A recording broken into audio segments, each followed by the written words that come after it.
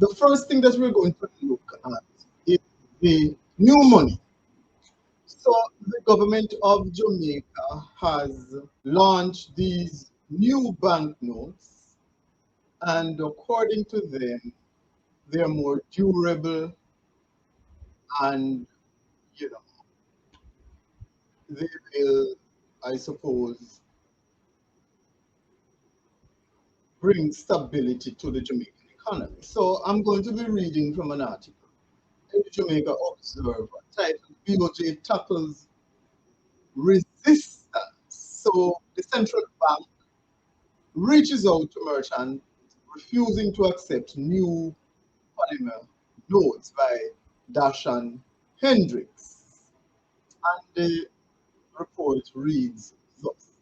The Bank of Jamaica had to reach out to at least one merchant on Friday to provide additional information about the new polymer banknotes and assure them that it is legal tender after the merchant refused to accept the currency for transactions.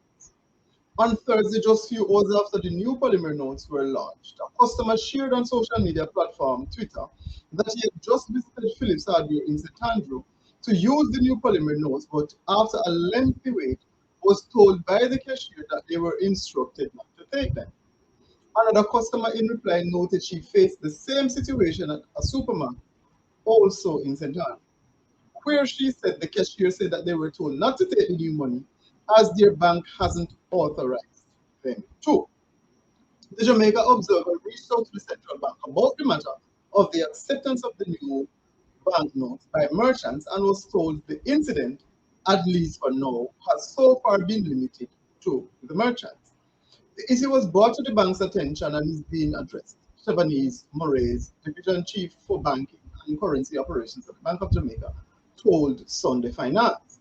Additionally, Noel Greenland, Executive Director of the Communications of the BOJ, told Sunday Finance on Friday that he called the hardware about the matter and would visit them as part of efforts to get them to accept the notes to settle transactions. So the BOJ issued 1.5 billion in new polymer notes on Thursday and will issue more on Tuesday. Up to Friday, it was still tallying the value of old notes that were redeemed in its banking hall over the first 2 days of issuance of the new notes. The National Commercial Bank said it has retrofitted 43 of its 300 automated banking machines so far to distribute the notes. The VM Group said it has started to distribute the notes from its branches, while noting that its machines at the halfway Tree, St. Andrew, and Duke Street, Kingston branches are able to accommodate distribution of the new notes. We will continue to retrofit ATMs, ABMs at other branches and locations and will provide further advisories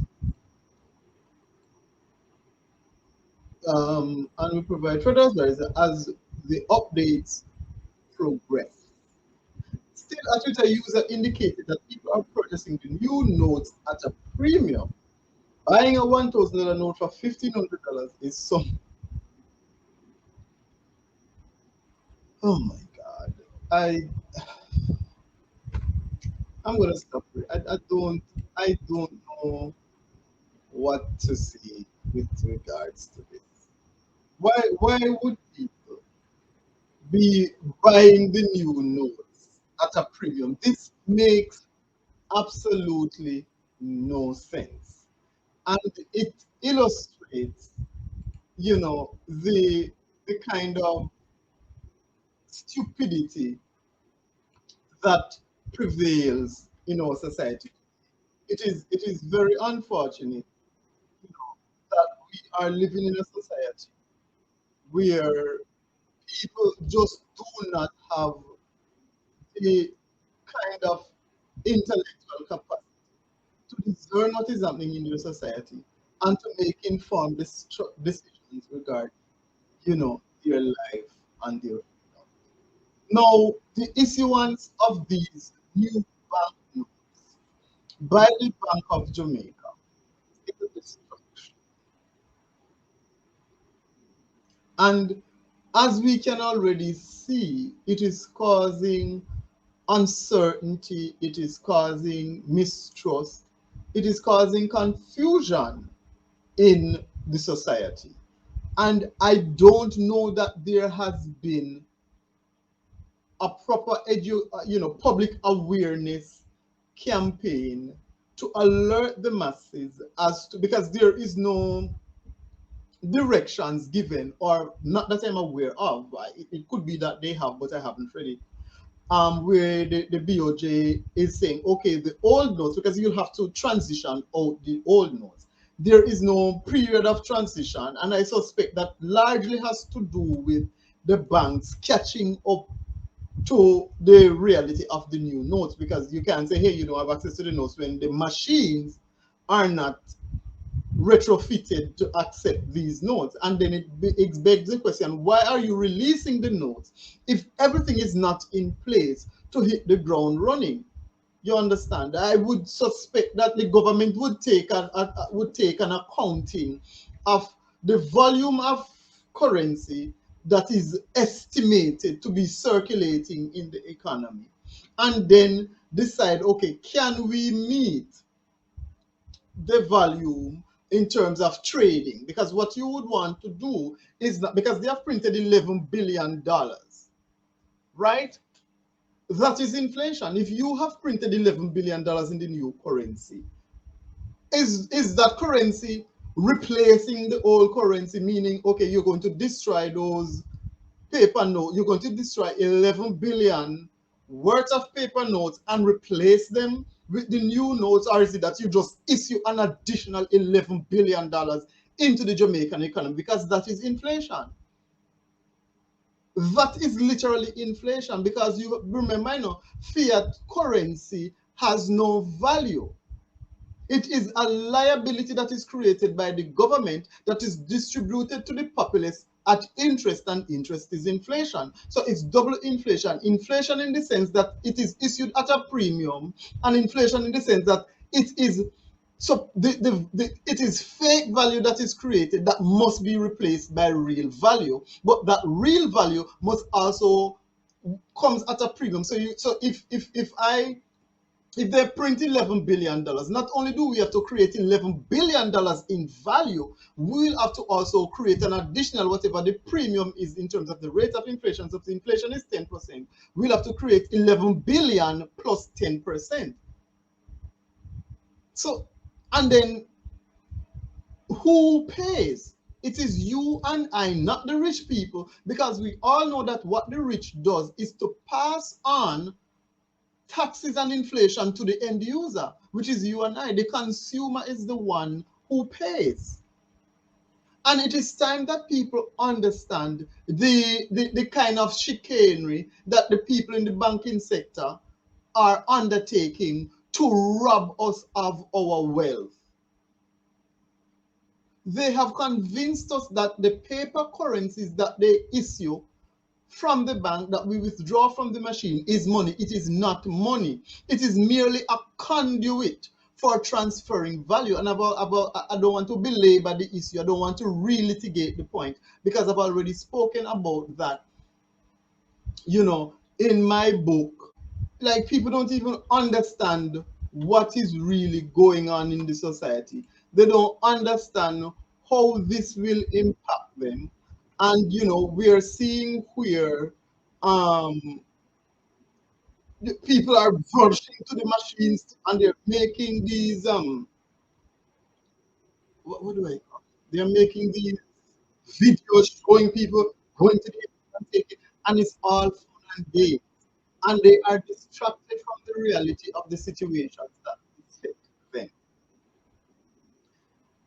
The government will discredit, or try its best to discredit, the concerns that we have. But our concerns are not unfounded, because we're seeing a kind of uniformity in the governments across the world as they seek to reshape their financial system. And we know that this reshaping of the financial system, you know, is the people like you and I who are going to be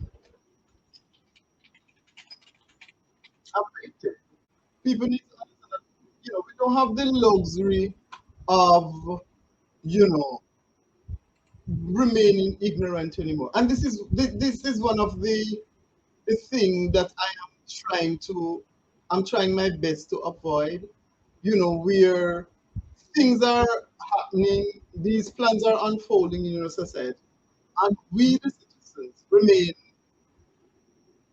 unaffected. Well, not unaffected, but disinterested in what is happening. And then when things start to go awry, when the famine sets in, when our rights and our freedoms are taken away, when they weaponize the military and the police against us, that is when we're going to start to cry out. And the funny thing is that the very people who are trying to bring in this kind of new system of governance are the ones that we are looking to, you understand, for our salvation. And that brings me to the next issue that I want to talk about. And that is the issue of, you know, Jamaica um, changing from a constitutional monarchy, I think. I think it's constitutional monarchy. That is not government that we have now, to a republic. But they say a republic. And there are different types of republic. So which republic are we changing to? I did not hear Marlene Malabu quote, or maybe she has said it, but I did not see it. Right? I don't hear them say what kind of republic Jamaica is moving towards, because there are different types of republic. You understand? And the only type of republic that Jamaica can change to is a constitutional republic. Anything else is no different than what we have now. And so let me go ahead and read the article um, by Balfour Henry over at Jamaica Observer. So, um, leading constitutional attorney Dr. Lloyd Barnett has said that there are two immediate imperatives to settling the debate on a new constitution: Jamaica's link with the British monarchy and making the constitution a Jamaican document. Do you agree with me that we should become a republic and not continue with the monarchy? And do you agree with me that the constitution should be a Jamaican document? Dr. Barnett inquired from an eager group of students of the Norman Manley Law School and members of the Jamaican Bar Association, which were both celebrating their 50th anniversary on the Mona campus of the University of the West Indies on Friday. These are what I call the two immediate imperatives, because anything else you can get a consensus on, in addition to that, which both of us have already spoken about. It is the entrenchment of the Electoral Commission that should be included right away, he argued. He said that if there should be consensus on another body, and any other body, including the Integrity Commission, the public defender should also be included as a consensus body if there is agreement. We have to remember that the more changes you have, the greater the responsibility of division and a lack of consensus. We have seen Barnett. He noted that even the popular Prime Minister of St. Vincent and the Grenadines, Dr. Ralph Gonsalves, had tried to introduce a comprehensive constitutional reform, which failed. We have had four others in the Caribbean because we have tried to do too much at one time. And once a person has a negative response to one particular item, then the person tends to go negative. It is also important too, because the way in which I see it, the machinery behind being implemented, if we are going to have a new constitutional instrument, is to put a new instrument and have one vote where the people become legislators, and the referendum say that we approve of this new document, and that document includes all that we have consensus on. If we don't have consensus on it, then the document is. So here we have a fallacy being pushed forward by the machinery of the government. Dr. Lloyd Barnett is talking about Jamaica becoming a republic. and he has not explained what a republic is, or the different, because they're different. You're not just a republic. A republic is not a monolithic title to say, okay, because China, it's called the Republic of China. China is a communist country. You understand? It is literally called the People's Republic of China. So, what kind of republic is Mali Malahut and Lloyd Barnett talking about? Because we have dictatorships that give themselves the title of republic as a way of psychologically manipulating the people into believing that they have personal sovereignty when it is the state that lords over them. So, what exactly is Lloyd Barnett talking about? I will tell you what he's talking about. He is talking about a mere sham. The government of Jamaica is trying to bamboozle the people into accepting a referendum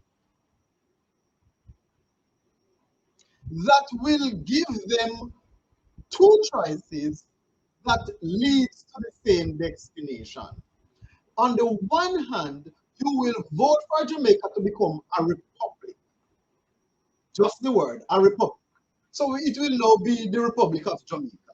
And we will be a republic only in name. So the only thing that is going to change is the name of Jamaica, the Republic of Jamaica. And we will have a president instead of a governor general. And that's it. So the king will be replaced by a president who will be the governor general, because they're not going to change the governor general. Nobody is going to elect that president. They're just going to do a shifting, or they're going to shift wrong. So it's like I am sitting in the position, right? And they're going to just give me a new title. But the rule book by which I have to operate do not change. The rule book by which the country has to operate do not change. So we just shift around the titles. The same people are in charge doing the same thing. And all you do is give a new name. It's like if I was to do a default tomorrow and change my name. I am the same person. I have the same parents. I have the same siblings. My past remains the same. The only thing that will have changed is my name. So there is nothing new but my name. And that is what Andrew Holness is trying to do, to give Jamaica the appearance of change while everything remains the same. And the unfortunate thing is that they are capitalizing on our steadfastness in being disinterested in the governance of this country. Jamaicans do not care about what is happening until trouble reach them doorstep. That is the only time we care. We care when we are personally affected by what is happening. And that is the unfortunate thing that we have to contend with now. So they will give you a referendum, keep what which uh, we will remain subjects of the British Empire, or we become a republic. But is one choice being presented as two choices? Because if you do a referendum to change the title of the head of state from governor general to president, nothing changes because the constitution is not replaced. We become a republic not in name, because we can call ourselves whatever we want. We can say that little rock in the sea. We can change the name of Jamaica to anything that we want. Putting so far as the constitution remains the same, then you cannot let it to be in a republic. So what Jamaicans need to demand from the government is, one, what kind of republic are you talking about? And two, how will you replace? You cannot reform the constitution because there is no way the correct current constitution that we have can be reformed to give us the protection that a republic has. It can't. You have to write a new constitution, and that takes time, energy, effort, and money. They know this. And they, at the end of the day, now this is where the conversation should be had, where the British government must now pay Jamaica reparations. So our whole constitutional reform process, and them supposed to pay for it. Because the British has raped and pillaged the Jamaican people and the Jamaican economy and have unjustly enriched themselves with the wealth that they have stolen from Jamaica. And so, in the interest of justice, in the interest of equity, in the interest of fairness, and in the interest of everything that is right, honest, and holy, then the British Empire must make restitution to the Jamaican people for the wrongs that they have committed against us. The Queen so arrogantly declared before she died that slavery was legal. How dare you? You made a law to justify the evils that you have perpetrated upon an entire race. And then you're going to turn around and say it was legal. Who made the black people did not create a law to say that slavery was legal? We didn't. The injustices that were visited upon our ancestors were not sanctioned by them. So how can you? Because by virtue of that answer, it simply means that then you can pass a law where you can go in any country, rape and pillage, and do whatever you want, then change the law and say, oh, we're not holy and righteous. And when the people demand justice, you say, oh, but it was then, it was legal when we did it. So you have no standing in demanding that we restore you to the position that you would have been in, but for our nefarious acts, but for the evils that we perpetrated against you. This is where we are. And at the end of the day, we are at a crossroads in history where we are entering a new age. We are entering a new world. The old world will die whether we like it or not. The issue at hand is what new world will we be entering? And what does that look like for us? If we refuse to participate in that exodus and genesis of this new world, it will mean that everything that this new world is set up to be will be to our detriment.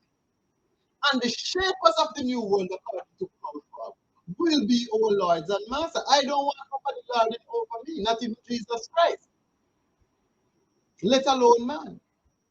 And Jesus did not seek to lord himself over anybody anyway. We are too disconnected from the things that are important to our own survival.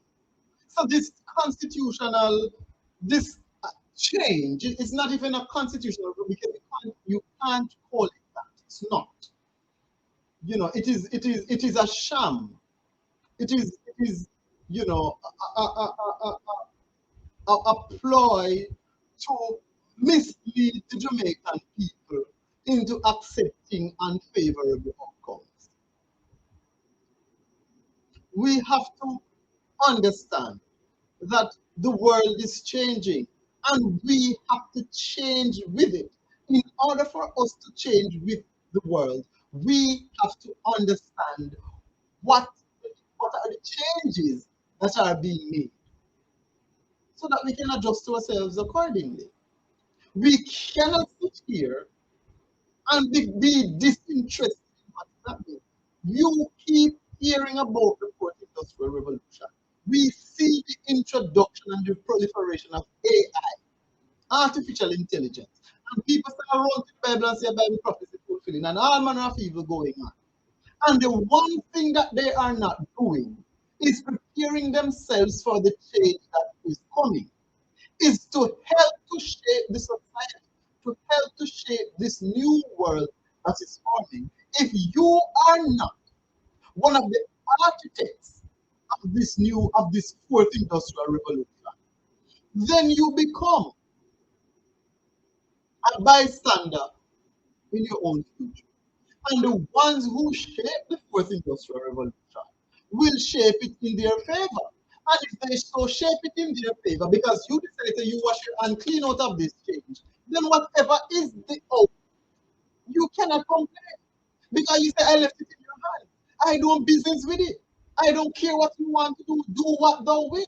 And so if they do what they will, and we end up in against society, we can't turn on our and blame them.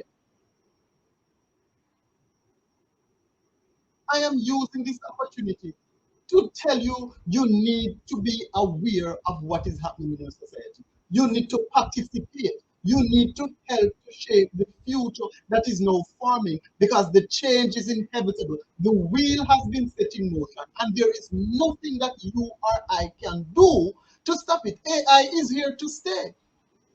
And whether it is our undoing or it is our evolution depends on us. Because if we let AI use us, we are doomed. But if we use AI, we will advance, we will evolve, we will, become a better society, we will become a better people, and our lives will be easier. Even though there is a problem with that. Because the easier our lives become, the more complacent we become. And the more complacent we become, then the more reliant we become on technology and machines. And the more reliant we become on technology and machines, then it seems to be that technology and machines have the opportunity now to surpass us and to supplicate us, and we now become their subjects. And therein lies the problem. Because we have AI now, and everybody just using chat GPT to do whatever. And it's like, no, it's supposed to help you, not the other way around. You're not supposed to just put in a topic and you write out a whole article for you. You're supposed to go through, edit, readjust, give it another prompt, tell it to change this, that. You're supposed to be actively involved in the output so that it look exactly as how you want it to be. Learn to use artificial intelligence. Do not be afraid of it because this is one change that you cannot stop. It's not going to stop. It's advancement and the wheel has already been set in motion. There is no stopping. But a lot of people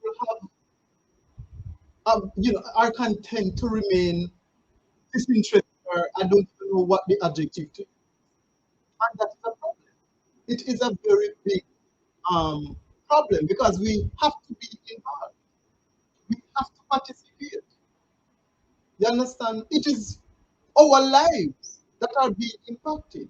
And if our lives are being impacted, then we must ensure that whatever is happening is going to benefit us.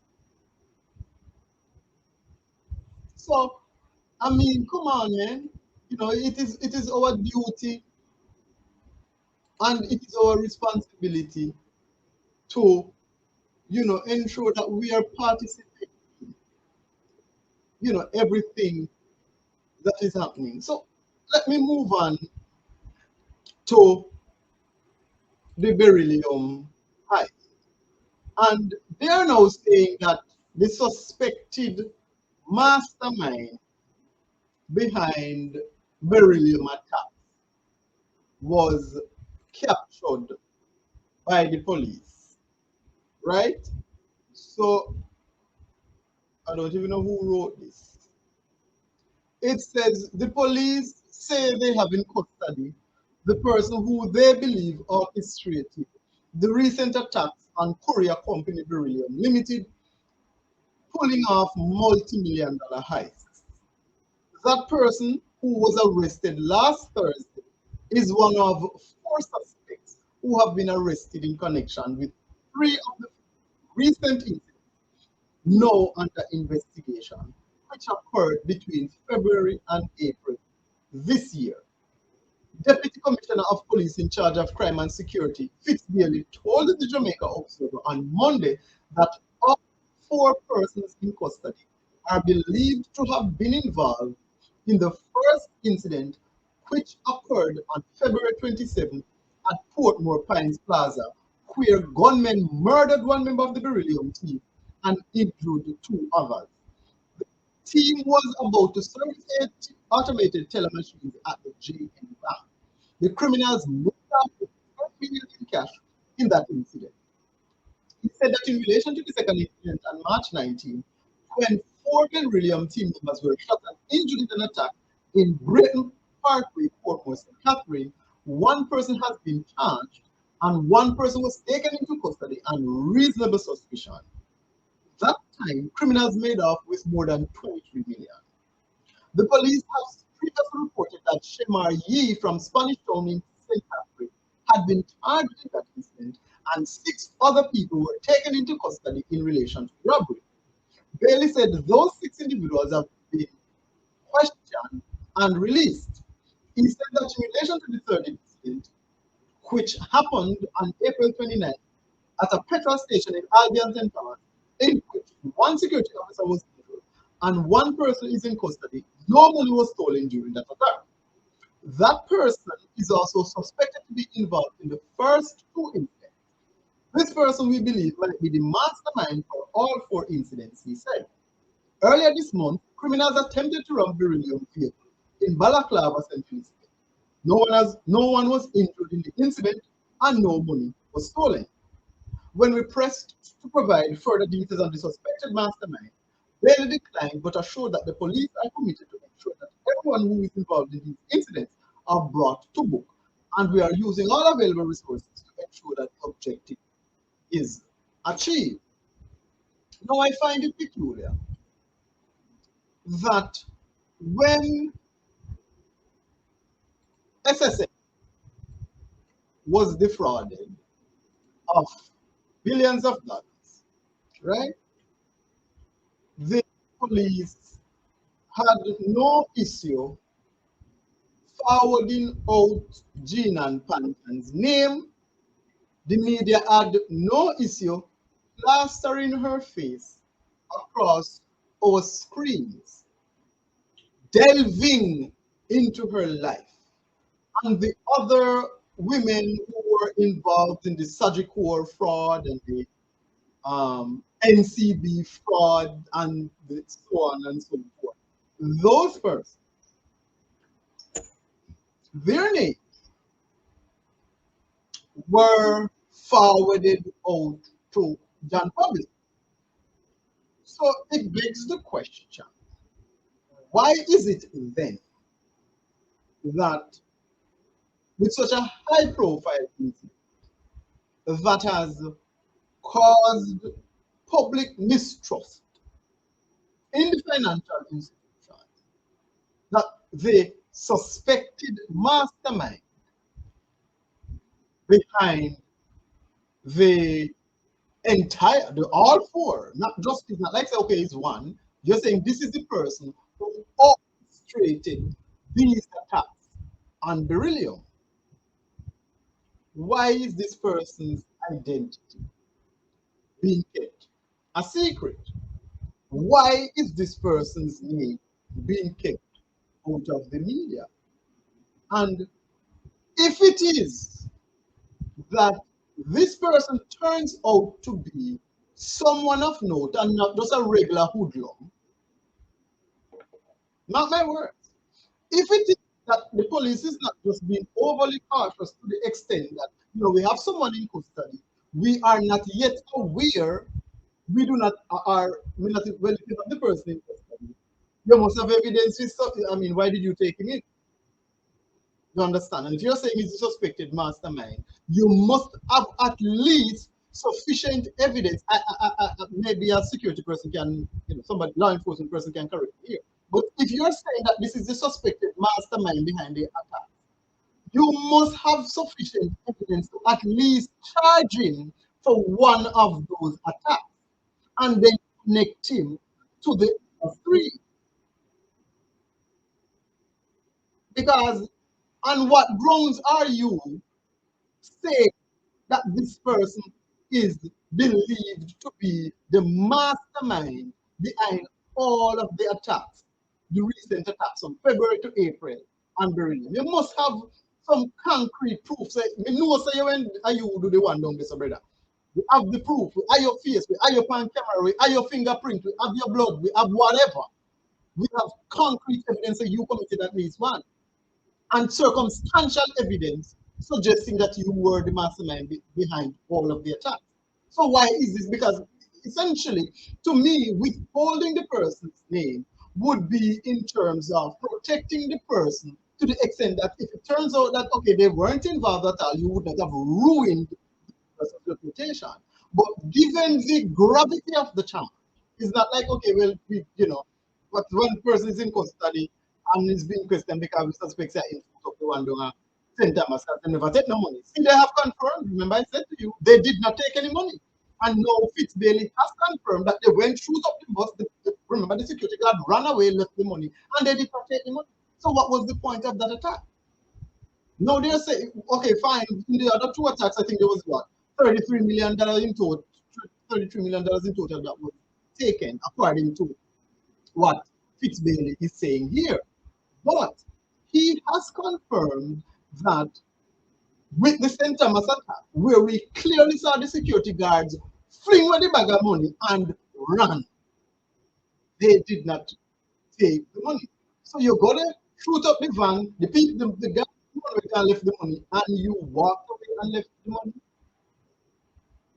I continue to stand by my standard. This is an inside job orchestrated by the people to foment distrust in the financial system and get us to buy into this whole idea of central bank digital currency. That is what I believe, and I think, as time goes on, when we see how they're going to play this, because if you notice all these major news, we don't hear what is happening with the SSL case. Nigel Clark said, I have special investigators from foreign to come in, investigate and what have you. We don't hear gunfire about that. They gave themselves raises, 200%, 214% increase, this, that, we rebel, and then decide to say, no, could have ball for now till a man, we're not rolling it back, and they're moving full speed ahead. So at the very least, this shows you the disrespect that the 63 members of parliament have for the Jamaican people. There's only one person who kind of, you know, is a Pontius Pilate thing, this him kind of washing hand out of it, and there's only one person, Mark Golding.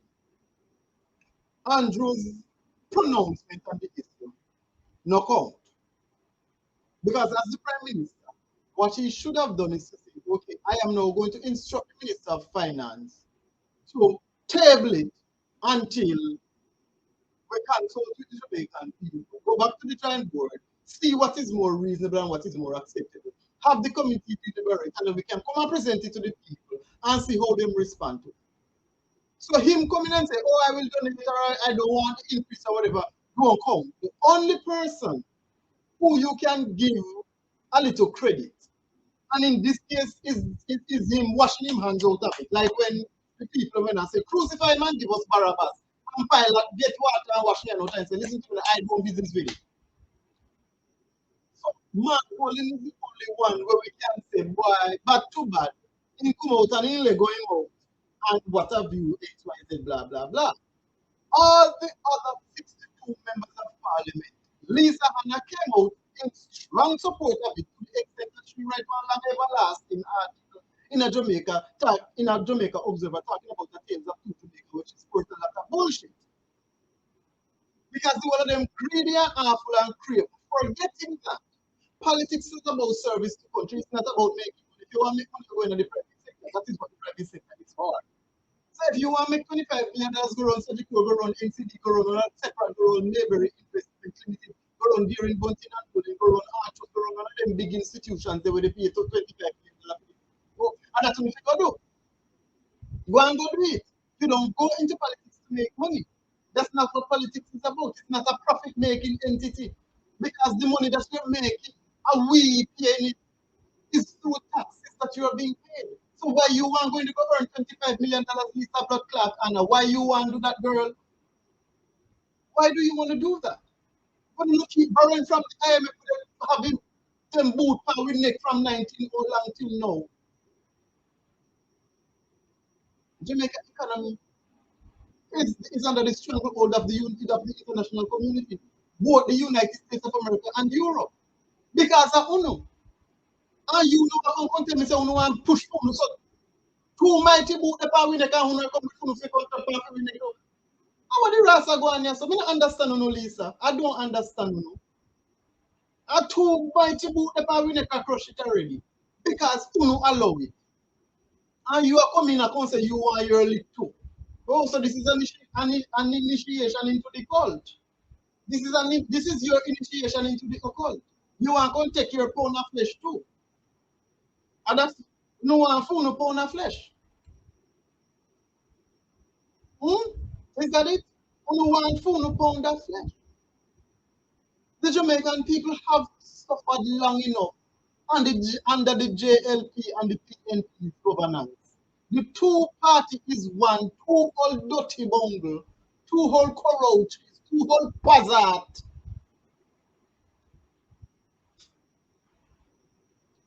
that has raped and pillaged and sold everything that Jamaica has to them foreign masters. I don't come with no lying tongue. I don't honeyed words dipped in poison to distract us and convince us to be lambs to the fucking slaughter. And when there are people like myself who are speaking up, who are pointing out the inconsistencies, who start say social media, because now that want to bring me to this sensitive issue, right? It's gonna bring me to this very sensitive issue. And you all must have heard of the attack on the beryllium student, right? And we have an update in the Jamaica Observer. So it's saying that 4 persons of interest in stabbing a Cumberland High student are in custody. And it says the St. Catherine police are reporting that the 4 persons of interest listed in relation to Thursday's stabbing of a student from the Cumberland High School in St. Catherine have turned themselves in. The police said detectives assigned to the St. Catherine South Division intended to interview all 4 in the presence of their legal representatives. The injured child remains in the hospital in serious condition. Earlier, Jamaica Observer Online report indicated that the men are from Newlands, Portmore in the parish. The St. Catherine South Police are seeking 4 men from Newlands, Portmore, who they say can assist in investigations surrounding the physical assault of a student of Cumberland High School in the municipality on Thursday. The 16-year-old Cumberland student was stabbed during the attack, which occurred about 3 p.m. on Cumberland Drive. He is reportedly in stable condition at the hospital.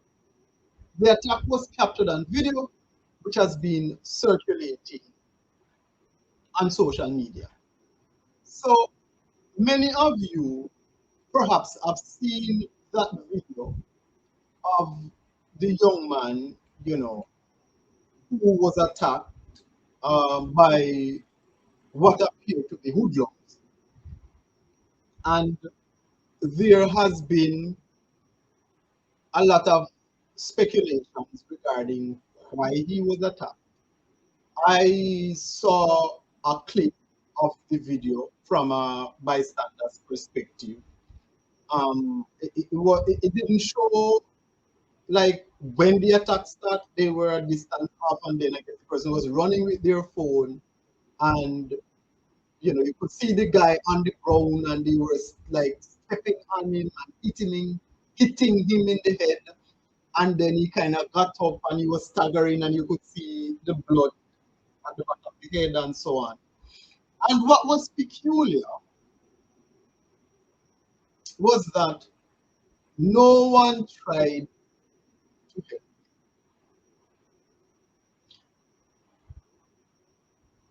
That is the most peculiar thing. No one tried to help him. This is the world that we live in, where you are in distress.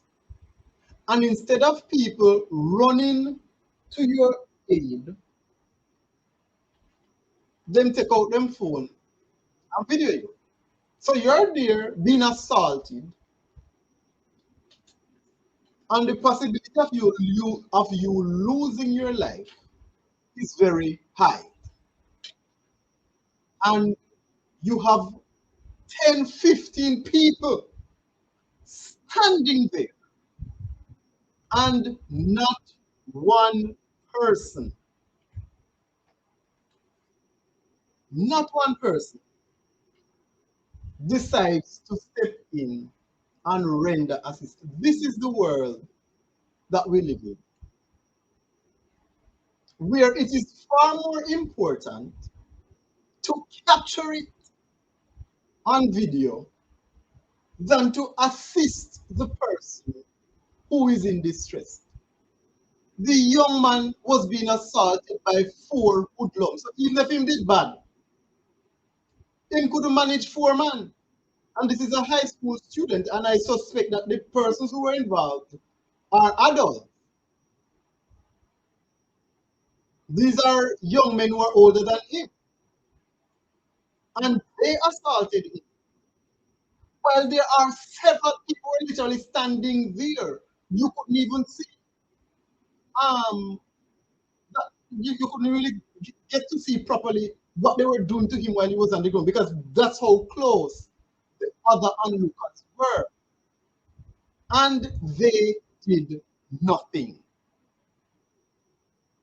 except to video, and that was entertainment.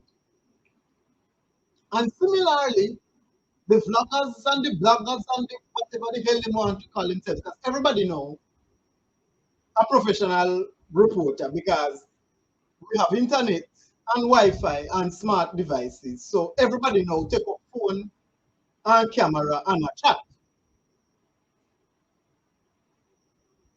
to collect money and to distract you.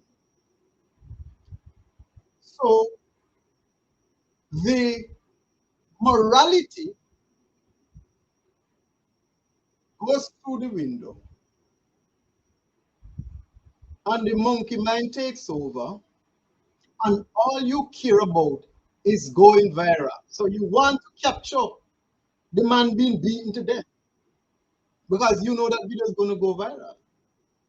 It's going to get a lot of likes, a lot of shares.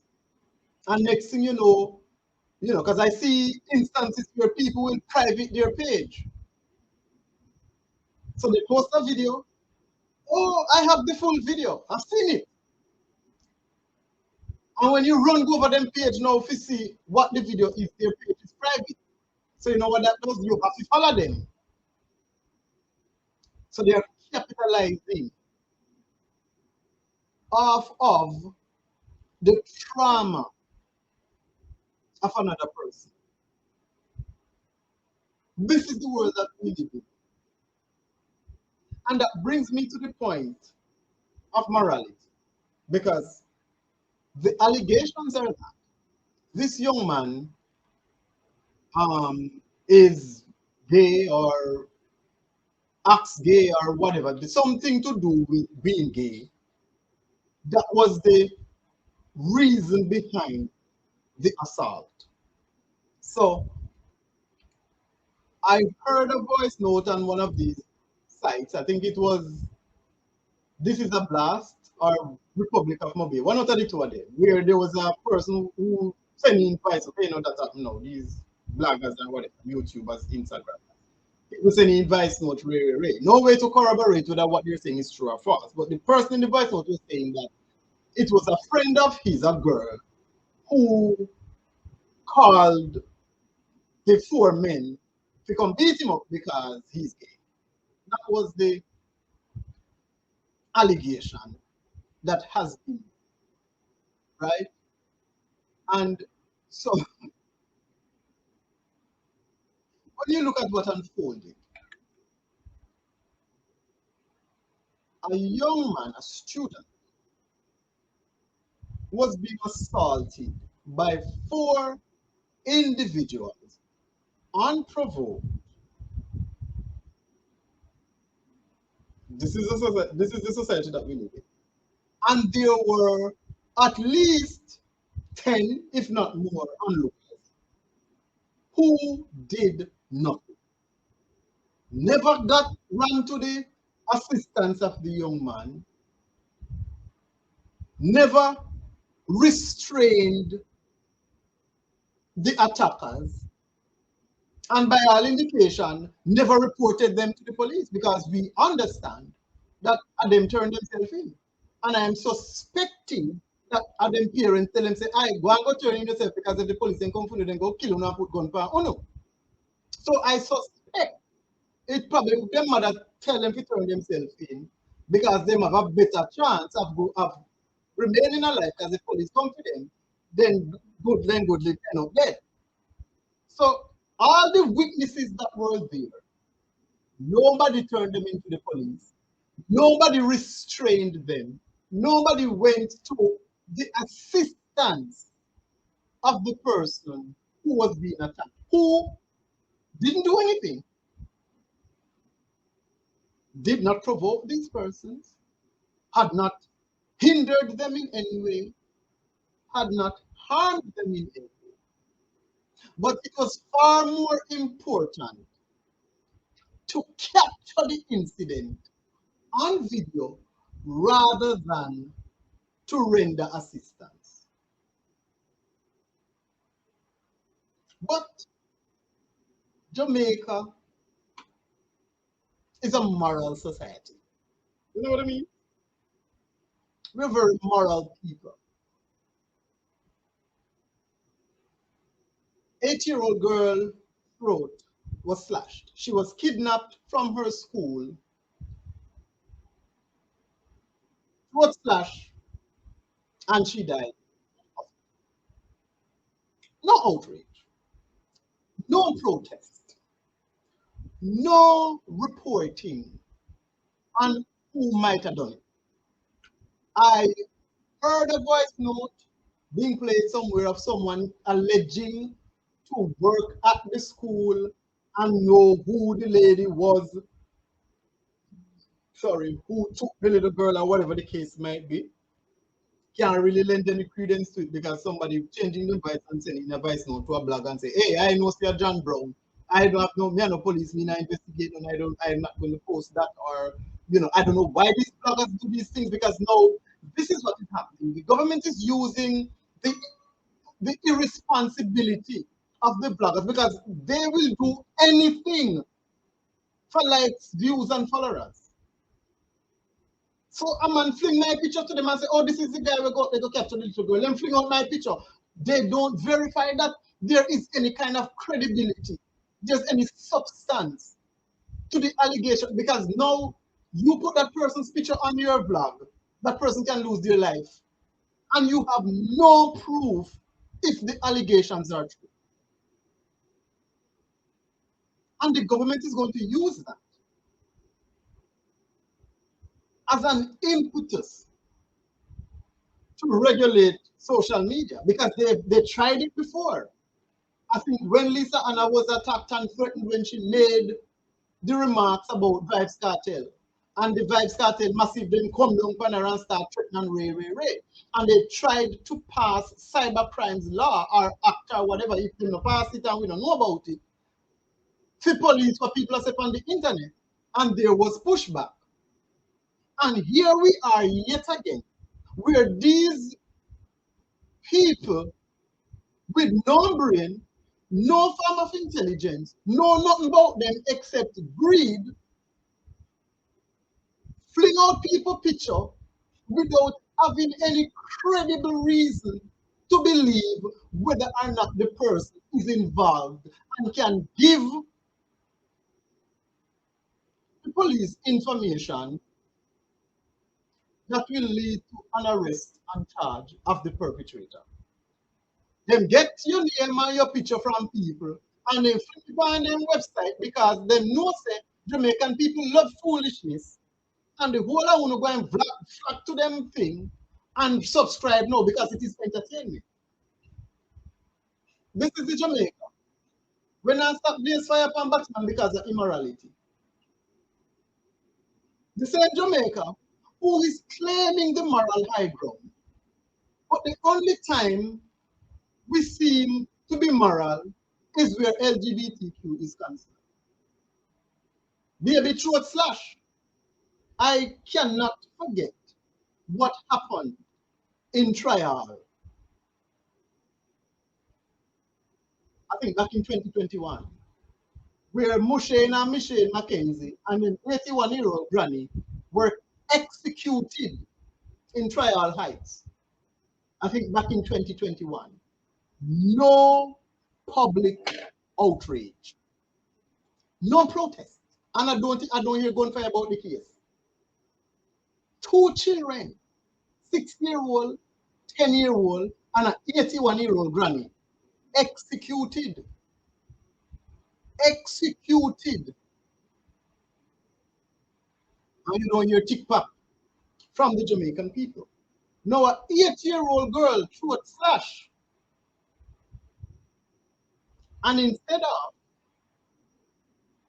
we bombarding the school, because whoever is at the school, the teacher must know who come for the girl, because this makes no sense. The teacher, the form teacher somebody there must saw that woman when she came there. Someone must know. If even one of the people in the class, somebody must have seen her. And instead of us demanding that whomever was present, every single staff member that was present around that time must give information to the police. That will help in identifying who this person is. The whole of we just have it on we blog. I didn't put it up. If you notice, I don't talk about these things. And I saw another blogger with somebody's face. And I'm like, this is the thing. Unless it is coming from the police. And at that point now we're going to analyze, scrutinize, and give our opinion and commentary. That's the response. But if someone contacts you and gives you information relating to someone who they suspect was involved or has knowledge of who was involved, turn it over to the police. Why the fuck you have it on your blog? I go on like, and you have the person's face commenting on it, putting this person's life at risk. Because that's what you're doing. You're putting this person's life at risk without any evidence that the person is guilty of what you are commenting on. This is a job for the police. Turn the information over to the police. When they publish now, then you can start. So just like how the police published a sketch of what the person may look like, then you can push that because it's done in the Glean and it's done in the Observer, the police have a Jamaica constabulary page. So you can post that. No harm, no foul. I never put your picture out there. You don't figure out by the authorities, them say them look for you, so you can talk to me. But if someone contacts me as a blogger or vlogger or whatever the hell you want to call yourself, and go to send you the picture of the person and give you information to say, well, this is the person XYZ asked when they don't go and fucking fat. Say, I turn it over to the police. Turn it over to the police. And let the police do the investigation. And there are ways for you to do that without getting directly involved. You can send the package to them. You can send the package to them. They will accept it and they will look at it and then they will do their investigations. And then now they will make a statement. And when they make their statement, and if what they must say add up to what the person said to you, then you can use that now as part of your commentary to get your views and your likes and your subscribe. But when they do these things, they are giving the government ammunition to say, see there, this internet thing is getting out of hand now, and we need to come up with regulation for police who depend on the internet. Make no mistake, that is what Andrew is intending to do. You hear him talk about when we were talking about the money and say how them going, you know, pretend say them not have no cash and lock down the ATM them and what have you, because they want to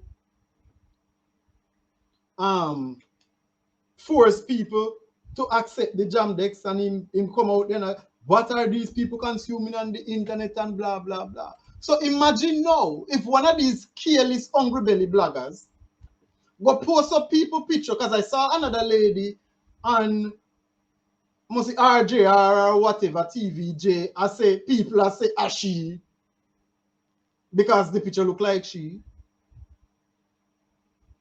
and they're putting up. You cannot put, when it comes, you're not a police officer. And if people are sending you people's picture, do not, you cannot follow what Sir P is doing, because Sir P makes cross and crossing T's and dot him eyes. And you never see him put out nobody picture or say anything, and then you hear out say, oh, well, we're not chat of foolishness. You've never seen that. You cannot just take hearsay from people and put people's life at risk. You have to be responsible. And the unfortunate thing is that because these vloggers are using their platforms irresponsibly, that is going to give Andrew now the ammunition that he needs to come and say we need to regulate people who are on social media.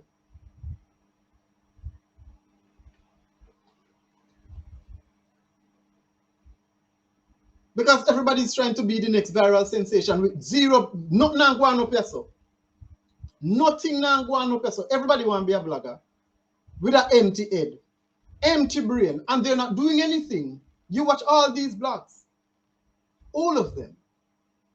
There are only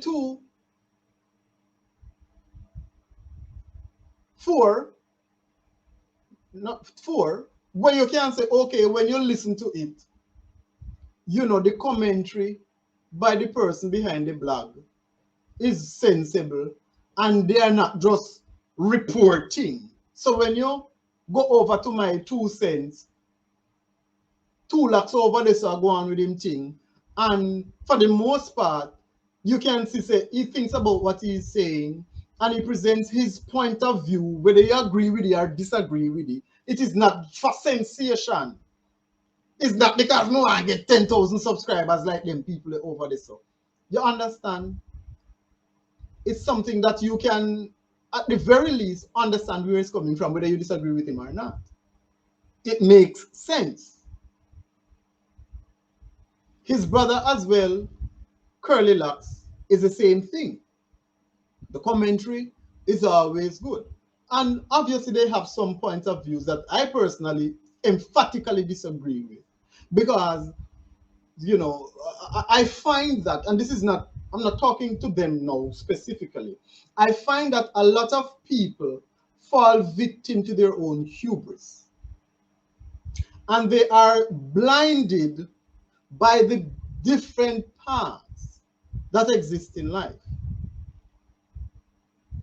If you're looking at things from one dimension of life, your perspective can never be right.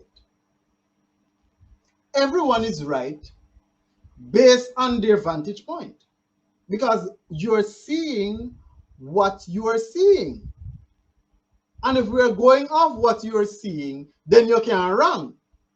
But someone who has no blinders on can see the flaws in your argument, because them not have no blinders, them not look through it to one dimension. They are not personally invested in the outcome.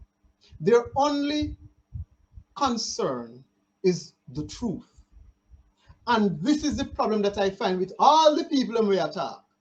I listen to Umar Johnson, you understand? I listen to these woke people, all of these, because now you have like thousands of young men who all of a sudden, you know, I guess them taking DMT and psychedelic drugs and seeing these entities and them feel to say, them no, no, them are God Almighty. And there is ones, I listen to Truth Unedited too, and there's just one singular problem that I find, that I myself continues to wrestle with so that I don't fall in the same trap that they have. And is that they are so confident and convicted in what they think they know to be the truth, that they're not willing to be open to alternative viewpoints. Life is always in flux, and truth, knowledge is unchanging. It doesn't change. I'm trying to see how best I can articulate it. So knowledge doesn't change, but how you interpret the knowledge is affected by your vantage point, your perspective. You understand?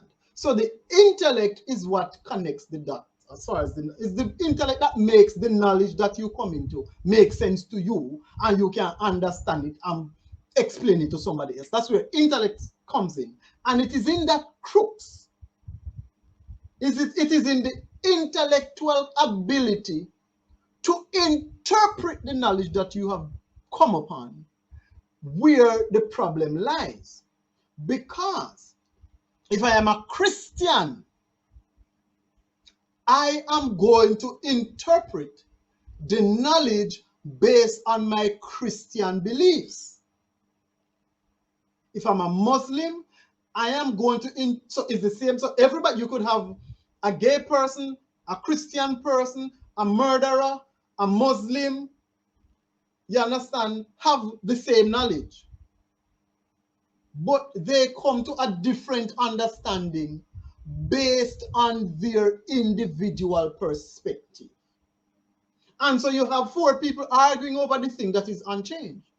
Objective reality does not change. Is your understanding or perception of the objective reality that changes, or you know, it can be scrutinized or be brought into question. And if you keep that in the back of your mind to say, here is this knowledge, here is this data, because remember, I know data is not information. You convert data into information, and it is that conversion that we have the problem.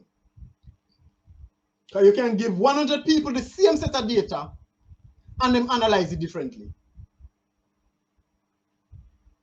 Did the data change? No. It's simply the perspectives of the people who are analyzing the data that change. And so the output varies because each person is going to analyze and interpret the data based on the belief systems that they have, the principles that they adhere to, and other factors that coalesce into one that form their perspective and the object of scrutiny. And so I listen, I try at all times when I am processing data, because it's not information, when I'm processing data and I think I have an understanding, because you know, you can be thinking about something while thinking about what you're thinking about.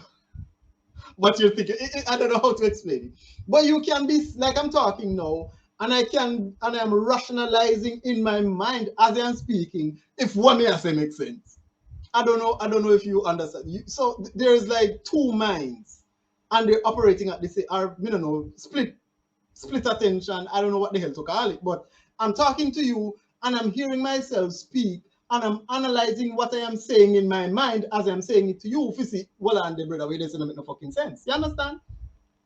And then sometimes what I will do, I will watch over my live and listen. That's what I do. I don't know if people watch back them thing, but I watch. If I send a voice note, I play it back.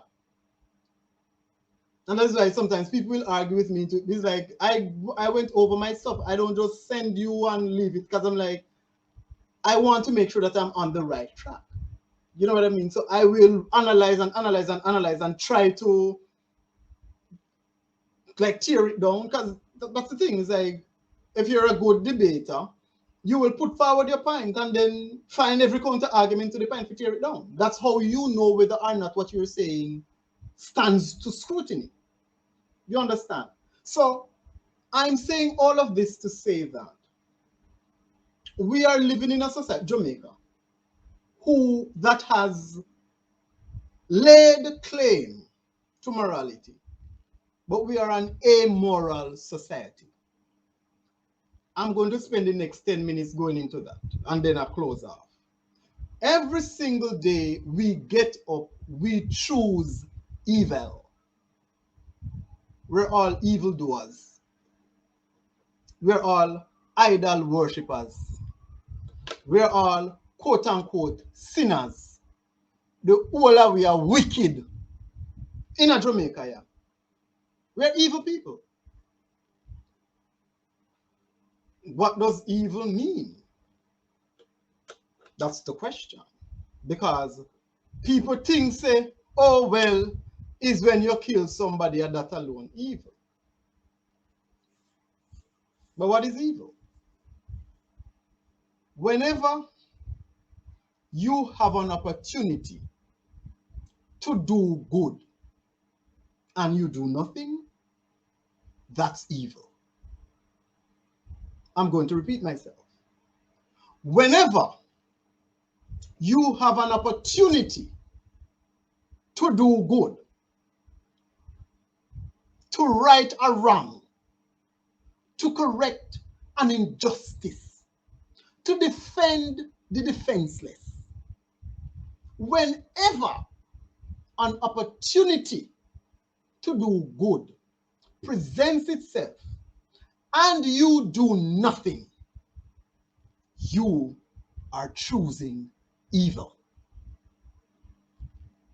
A wise person once said, the only thing that is necessary for evil to flourish is for good men to do nothing. If you see evil things happening, if you see bad things happening, you are one of those persons in the crowd. Because this is the thing. And I posted a video on my YouTube, on my Instagram channel. Let me see if I can find it. Where there was a teacher in a classroom and there was a girl sitting there in a blue blouse, and he told the girl to leave the class. And the girl was like, why should I leave? And he said, get out of my class. I don't want to see you in here. I don't want you in here. And she got out. And then he began to ask the students, you know, what do they think? What is the reason for having laws? And one of the students said, justice. And he said, you're right. I said, was I correct in asking her to leave? No. Then why didn't you say anything? You all sat there. You knew what I was doing was wrong, and you said nothing. This is the society that we live in today. People convince themselves that they're good. While they sit, because guess what? I know me they do it. I know me stab up the little boy in the head. Me just video it. I didn't do anything to stop it, but oh, I'm a good person. I would never stab someone. How different are you from the person doing the stabbing if you're standing there and you do nothing? How different are you? But you descend into delusions, convincing yourself that you are better than the would-be killer because you wouldn't do that. You're standing there videoing the man killing the man.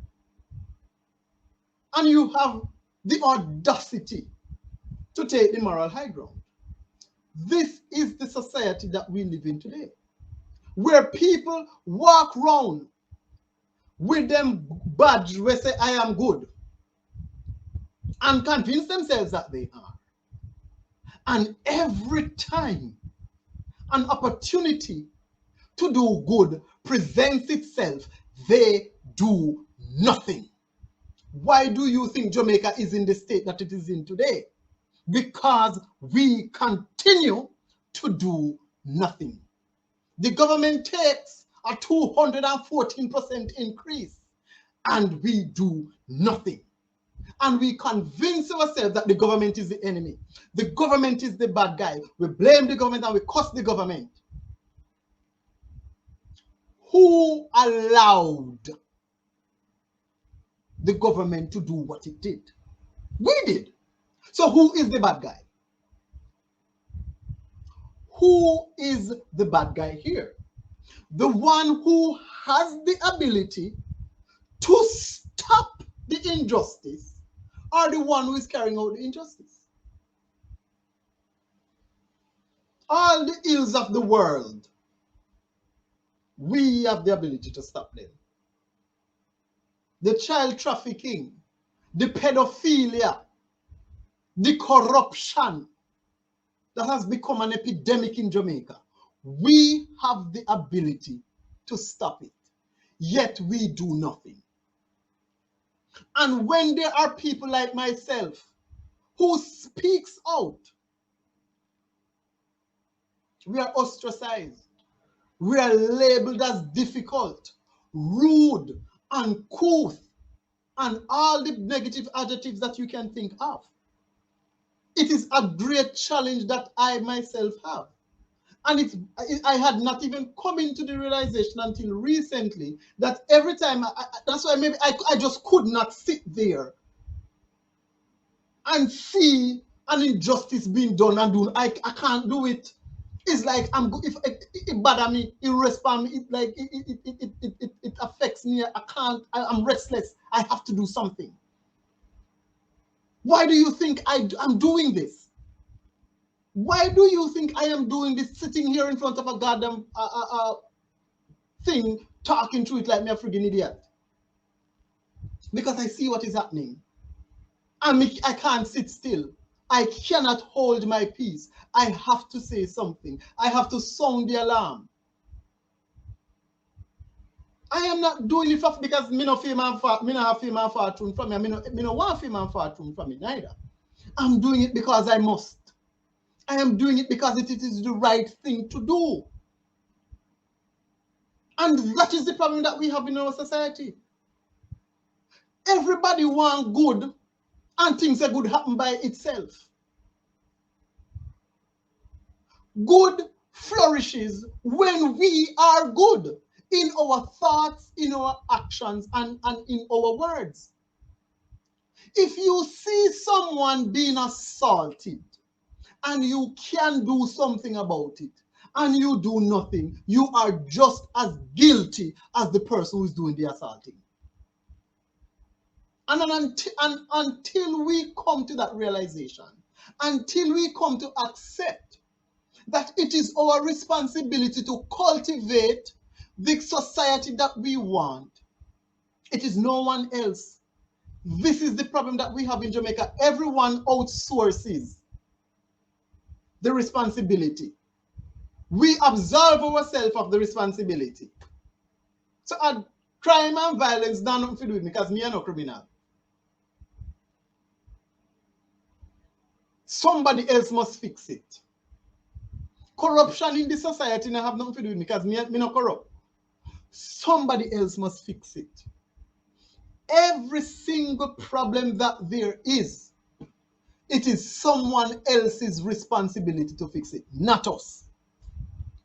I had a recent experience where we had a meeting and the manager was saying, if anyone has concerns, lay it on me. I want to hear what is bothering you guys and see how best I can work with you to resolve those issues.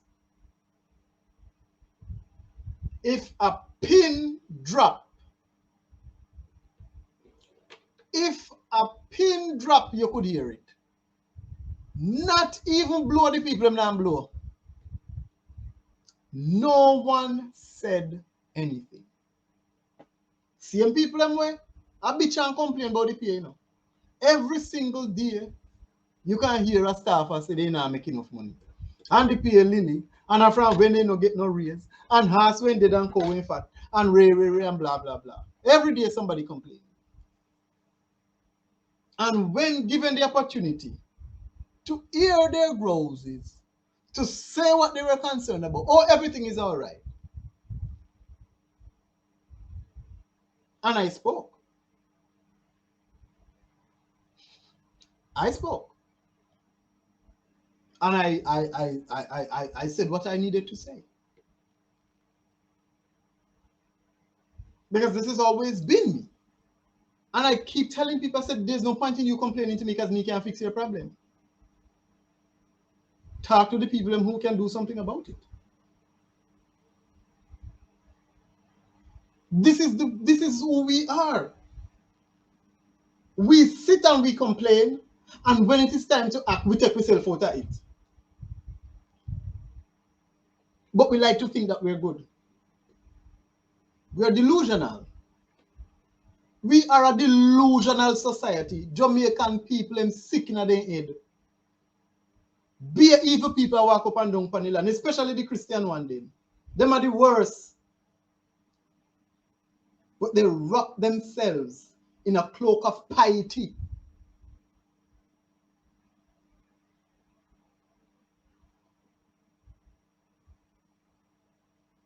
And think they're better than everybody else. Them going to heaven. Their names are written down in the Lamb's Book of Life. With all the foolishness that has been happening since 2020 when the World Health Organization declared a pandemic, a public health emergency of public concern, of international concern. Where is the church? When have the church raised its voice in service of the voiceless, in service of the oppressed, in service of the injustices that have been visited upon and are being visited upon the people of Jamaica? When have they raised their voices? Not once. The only concern them have, the only concern they have is with LGBTQ. I saw a young man and some group protesting vigorously because them see one sign up a halfway tree. I see them play the thing, I don't know what they mean at because I don't know me not see what them are complaining about. And I'm like, but with all our Andrew and Christopher Tufton, we're not going within a 2020, we will know in there. That's the only time the church can be seen, found, and found is one singular issue. You cut off a little girl head, church nowhere to be found. You rape one woman down a St. Mary, drop black in her head, and do a manner of evil to her, church nowhere to be found. Politicians them decide, say, we're going to give yourself $25 million and $22 million and $28 million pay. Church nowhere to be found. But the US embassy raised Batman flag on the embassy, which everybody with sense knows say an embassy is considered to be the country of that embassy, not your country. So they can do whatever the hell they want over there. All of a sudden, you come out and you start talk. While people, 7 people a week, I get murdered in Amobi and elsewhere. Children are going missing, throats slashed, nothing. So every day we get up and we choose evil. We are a truly evil nation.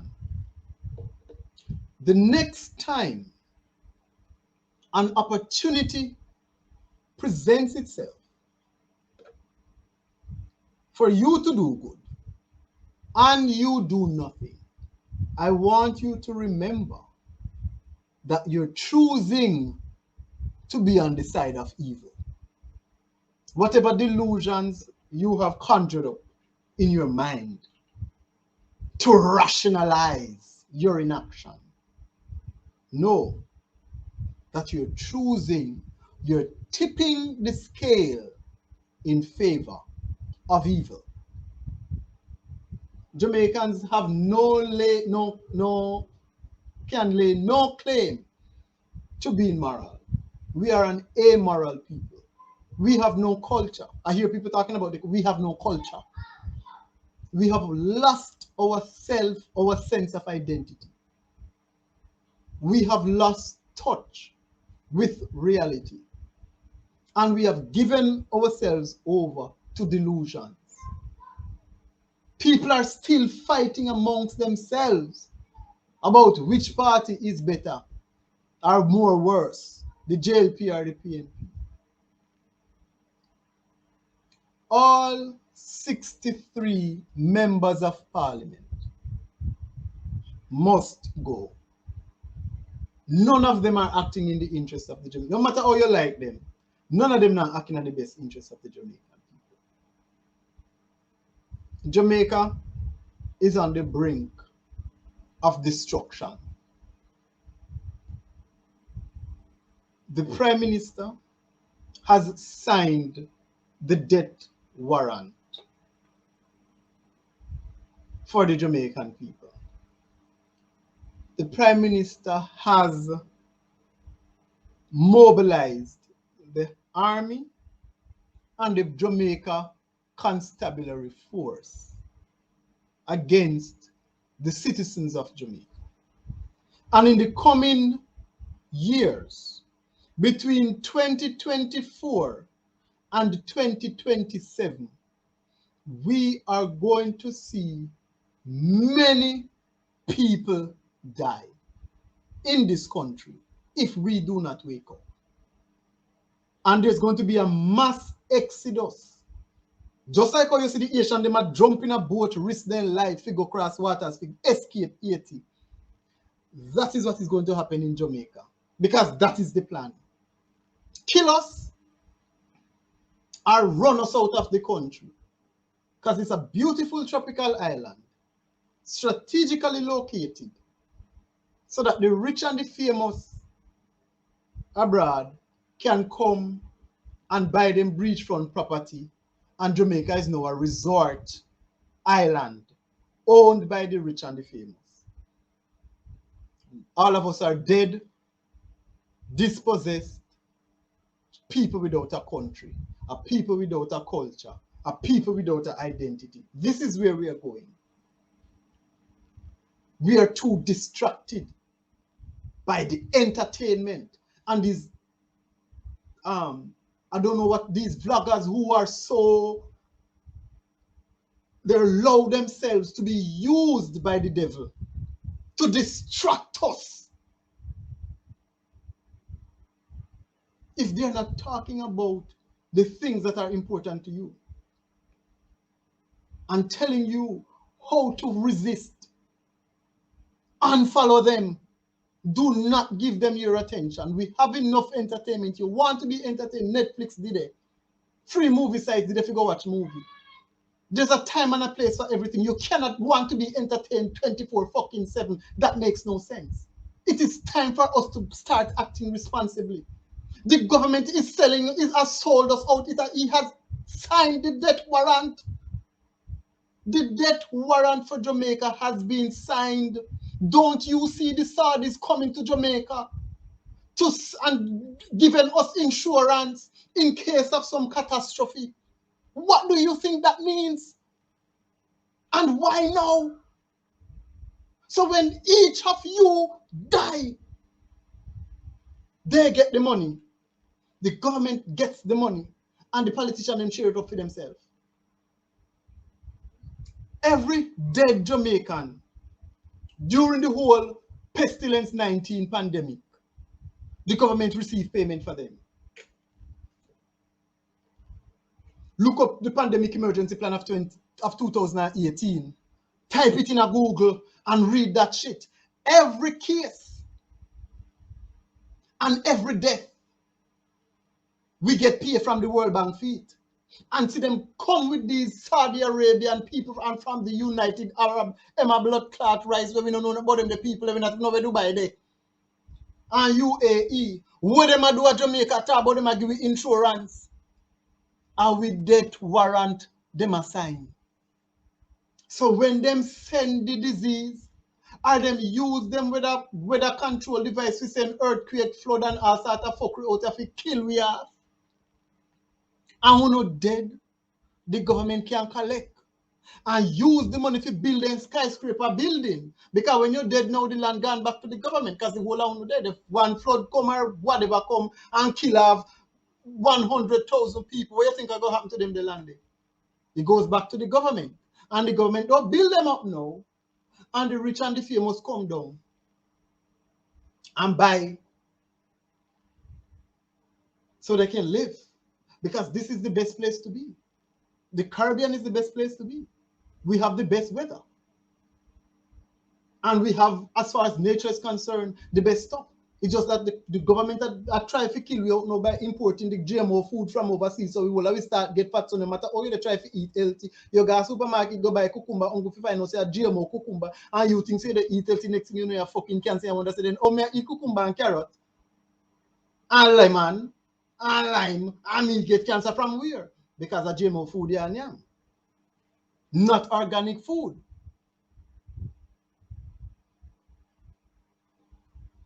By 2030, people are half dead, billions.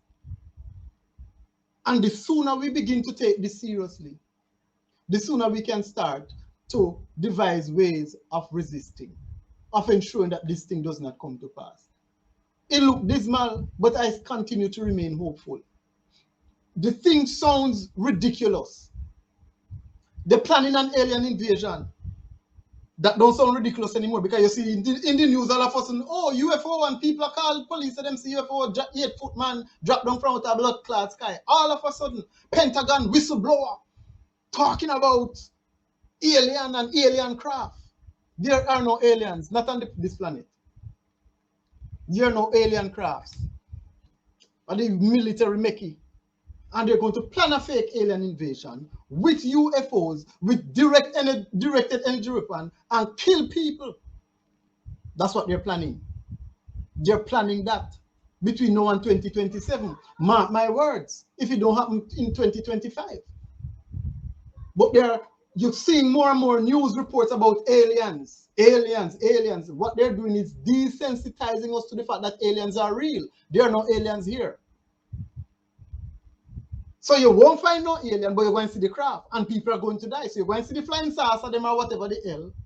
When them have them directed energy weapon, where they shoot through the holograms, or them get the military, to fly them craft through the hologram, and bomb people and kill them. So yes, people that got dead for true, but the crafts are going to look like alien craft.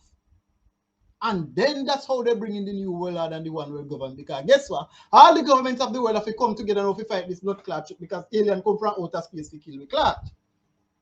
And people faith in God Almighty, Jesus Christ, as the fanatic Christians that believe in Jesus Christ. All of us would know if alien real and out, then obviously you have to go question your faith because then we think that we want to win the pan this a pussy clot land and go to find out say people live in outer space, so how they go and Jesus never go outer space upon earth in window. So clearly something wrong. We have to go now re-evaluate what we think about religion because we have no choice because alien come from out there. And then we have a second coming of Jesus Christ with hologram in the fucking sky. They're planning that shit, Project Bluebeam or whatever the hell you want to call. I'm not making this up. This is what they have planned. They're planning to take down the internet. Them trying that already. You see, we have cyber attacks in Jamaica. Jamaica I was attacked. Mayberry Investment attacked. And some others companies in the United States are talking about major cyber attack. There was a whole airport shut down because of cyber whatever. So they might test it out. So till next thing you know, the whole place gone. You know, see every minute flow down. Every minute light gone. We never had these problems before. Every minute. Why do you think these things are? Desensitizing us to it. So when it happens, we don't realize we're going. Make no mistake, Jamaica constabulary force and the Jamaica Defense Force, the whole of them brainwash against the citizens of Jamaica, then see we as criminals. And when Anthony Anderson, Rocky Mead, and the whole of them send them out to come kill with Clark, that's what they're going to do. Because they're going to create an emergency, a public emergency, and they're going to create it, whether it is a natural disaster or a pandemic, they're going to create a next one. And then going to lock with them, and who thinks of them bad go have the soldier and the police them out to kill a Clark. And they're going to do it. Because we are a mindless set of fucking people. Like, no one is thinking. No one seems to understand what is happening. There is a two-front war happening, a physical one and a spiritual one. A psychological warfare is happening. Why do you think they keep talking about disinformation and misinformation and they're fact-checking it all of a sudden now? Fact-check never invent until COVID come out. So all of this time people not chat fuckery, why wouldn't never the fact-check it? But it is very important now that we control the narrative. So we're talking about misinformation and disinformation and this and the government is the biggest perpetrator of misinformation and disinformation. The government has lied and continues to lie to the people. And the government, all the governments of the world have become rogue. They all have become rogue. They are terrorists carrying out military, psychological operation against their own people. All the governments in the world right now, especially in Canada, New Zealand, Australia, the United States of America, England, Barbados, especially in the Caribbean, so, and Andrew Adwit. In our work, because we don't them already. That's the difference. The whole of we don't fucking fool. So it not even make no sense them try nothing. Because nobody is interested. Nobody gives a shit. All we want is to be entertaining. Cut off one little girl head and we find it funny. Rape a woman in her bottom and drop black in her head and kill her and we find that entertaining. Shoot up 3 youth round this and we find it entertaining. Run out pan a beryllium van and rob that shit and we find it entertaining. So the government no need to fool we. And you no need to launch no propaganda against we. Because we done blood clot fool already. So manipulation and go work pan we. That's why I never work with the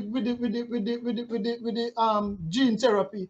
I not take people take it because them believe say it went dangerous. Them just not take it because they're not interested in nothing where they going.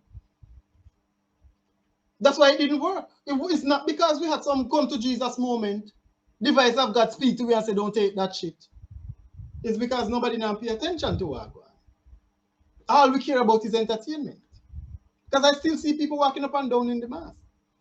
And they're sitting and they're trying to figure out the WHO. That's, you know, see, all of them are come to Jamaica now because they don't understand what the hell is going on in this country. Why did the people not take this stuff? We gave you the millions of dollars to sell them the juice. And they're not that intelligent. We see the literacy rate of your country. Half of the fucking people them living in poverty know how running water, shit a bush and shit in a scandal bag through a bush same way. So how the fuck them not take the thing? They can't understand. It's because we're dumb and stupid. And you can't run a psychological manipulation upon dumb and stupid people because it not go take.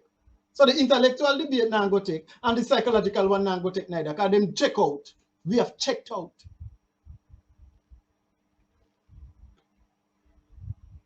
And perhaps what the government should have done is give everybody $10,000 if they take a joke. For each joke you get a 10 grand. And that Andrew should have done. And I guarantee you at least 1.5 million people that take that shit. So the next time, me I'll give Andrew this. The next time you come out with no plan, for fuck up people, give them money. Krispy Kreme come to Jamaica. To kill you off with obesity, sugar, and diabetes. Go no free donut and no pack up out there from 4 o'clock in the morning. Jamaica people love them belly and they love money. So if you want to catch them, give them food and give them money and kill them clock. Simple 1 3, you know, if you come and try to use no psychology on them because it not go work. They know that right.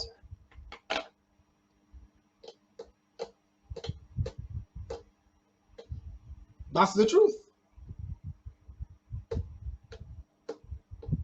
That's the God's honest, that's where we are. That's the truth. It's hard to hear, it's a bitter pill to swallow, but you have to fucking swallow it. Because the moment you face the truth, the first thing, the first step to recovery is to acknowledge that you have a problem. If you are walking around saying everything is fine, I'm good, how the hell are you going to get healing? Explain that to me. If you're walking around convincing yourself that everything is fine and dandy, you're good. Me good, me G. How are you going to get healing? The healing begins when you acknowledge that there's a problem. That's where it begins. I have a problem and I want to do something about it. We accept the fully done culture. We have accepted it. It is our badge of honor to be fully done. So, but Andrew, them need to do is run some money and run some food. Cripsy Cream came out and was doing that shit. And you look, you see, all sorts of some people did with them, like, girl, what you doing? So when you look at say you weigh 300 pounds, 4 o'clock you out with the weight pan donut. We got and we love money. So next time pay them. Everybody who take a job, you get 10 grand. WHO, Bill Gates, they have the money figure you. Because when you check out the $10,000 per Jamaican, I don't know what per money in the US. Then can send that for you every citizen will take a joke, 10 grand. And I guarantee you, you will see a lot more people take it. Why am I saying this? Because at the end of the day, until things start happening to we not go wake up to our one. That's the unfortunate thing. Until we see things start happening, because how we operate, you know, as long as nothing happen to me fine, okay, then kill 10 somebody down the sun when I might come into some business. But when they shoot your next door neighbor, no, it's the same thing with the politicians. They don't care about crime and violence because who they kill them. You ever say one politician, nobody get dead for them yet by gun violence, no.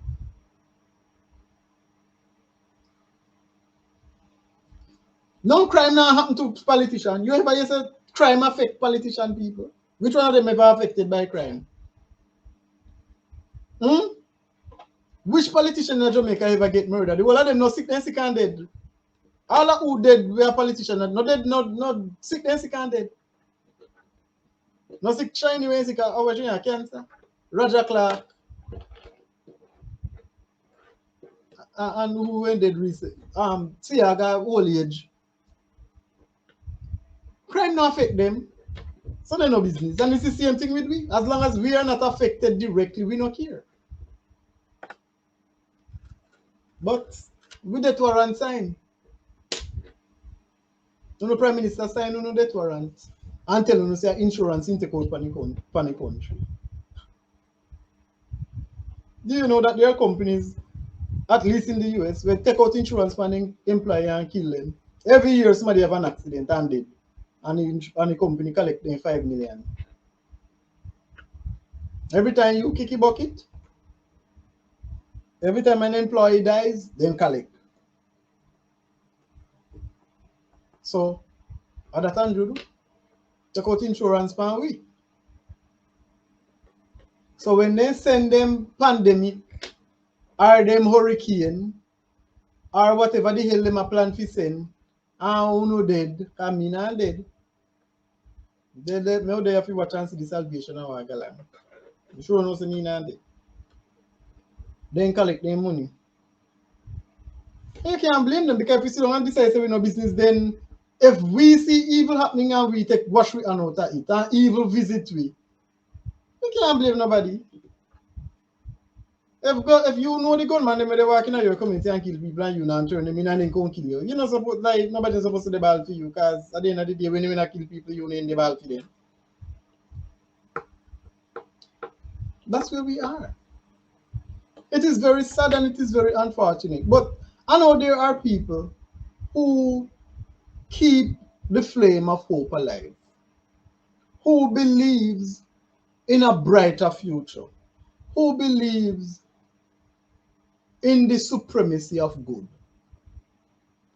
who believes that we can create the reality that we want for ourselves. I know that there are people like that, and they are actively working behind the scenes to ensure that the world that is being created, this new world order, is one that is not unfavorable to us. And I am one of those people.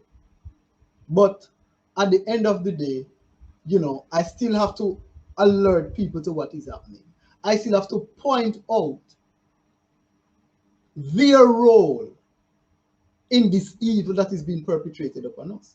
Because we wash with an out it and say, oh, the politicians them are wicked and Bill Gates and this. We are no better than Bill Gates. Because we're sitting down on our hands, folding our hands. The Christian them say Jesus Christ will come back to save them. And the sinner them say them can't do nothing about it. And my final thought with you as I end this live is this: the only thing that is necessary for evil to flourish is for good men to do nothing.